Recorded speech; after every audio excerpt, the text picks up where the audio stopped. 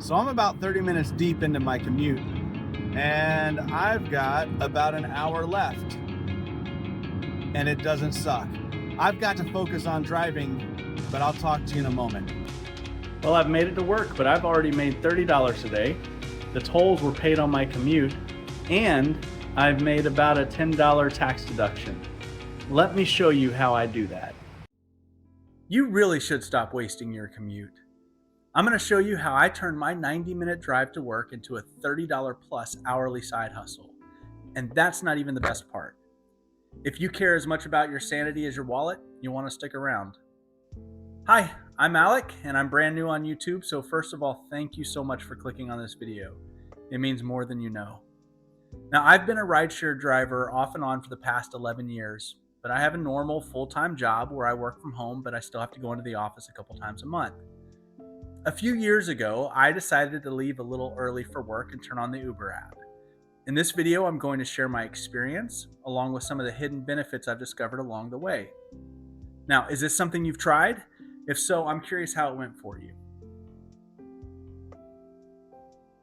You may be asking, Alec, I don't want to be late to work. What if Uber gives me a ride that takes me in the complete opposite direction? And those are fair questions.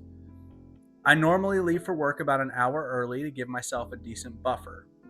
Now, both Uber and Lyft have features that allow you to select a destination, and the apps will only give you rides toward the destination you choose, and in this case, of course, it would be your job. You also don't have to take every ride they offer you.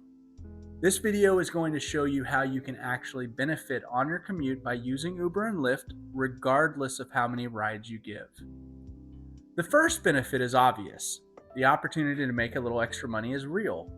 On my 55-mile, 1.5-hour commute, I regularly make $30 to $50 an hour and sometimes quite a bit more. In most rideshare markets, that rush hour commute time is the most lucrative time to drive during the week. Considering the fact that I'm leaving my home only an hour earlier than normal, that's $30 to $50 an hour minimum just in earnings. That easily covers fuel costs and my breakfast if I want it. And if you decide to drive rideshare on the way home, and why wouldn't you? You could easily cover your lunch as well, or whatever you want. You don't get rich, but it is something. Now, earning money is what everyone talks about, but let's get into the less obvious, more impactful benefits, starting with how to get other people to pay your tolls. If you're in a metro area like me that has toll roads, you may often, find yourself questioning whether the toll is worth it. Does paying $6 to save 7 minutes even make sense? But you can get other people to pay your tolls for you by driving rideshare. When you accept an Uber or Lyft ride and the fastest route uses toll roads, 99 times out of 100, the app will suggest the faster route. Now, you do have to pay the tolls up front, but the rider is actually charged, and 100% of the toll charges are paid back to you. On my commute, we have HOV lanes, sometimes called hot lanes in other cities, and this is reason number 3 that you should be Ubering on the way to work. These lanes are reserved for vehicles carrying 2 or more passengers and are typically much faster than the main lanes of a highway. If it's just me and my car, I can't use the HOV lane. But you guessed it, if I'm carrying a passenger, I can.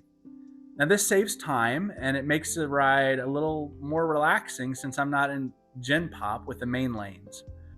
Now this next reason to drive rideshare on your commute requires a disclaimer. I'm not a tax professional by any means. I'm just a guy who knows nothing. So you should do your own research on this one.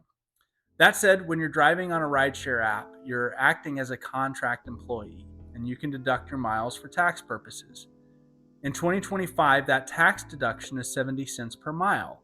As of recording this video, the 2026 mileage deduction hasn't been announced yet, but it typically goes up a little bit each year. Now, what that means is if I drive 50 miles while on a rideshare app, I can claim a $35 tax deduction to offset my earnings. This is huge. In the example I gave in my introduction, this is exactly what happened. I drove just under 50 miles on the app and earned a tax deduction that more than offset my earnings, which essentially made those $30 of earnings tax-free. Now, just a side note here, while Uber and Lyft will send you a statement showing your mileage at the end of the year, I prefer to use an app called Stride to automatically track my drives. Now, the first 4 reasons why you should drive rideshare on your way to work were all about money and time.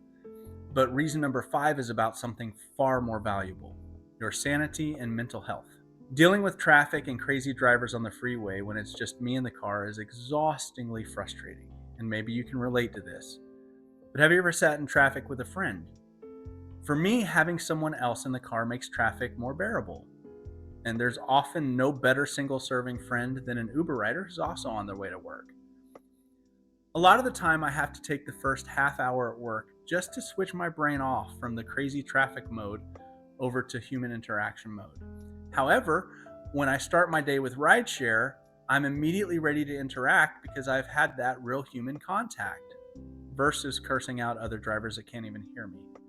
Another quick side note, maybe even a bonus reason to drive rideshare on your commute: you will be inherently more patient and a better driver when you have a paying passenger in the car. You can trust me on this.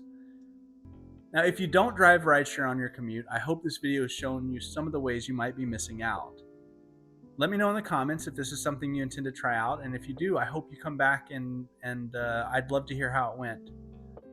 Also, if you found value in this video, it would mean the world to me if you take a moment to hit the like button and, maybe even subscribe if you like what I'm doing here. Finally, if you want to see an unfiltered take on what it's like actually driving rideshare, feel free to check out some of my other videos. Thanks for watching. I really do appreciate it.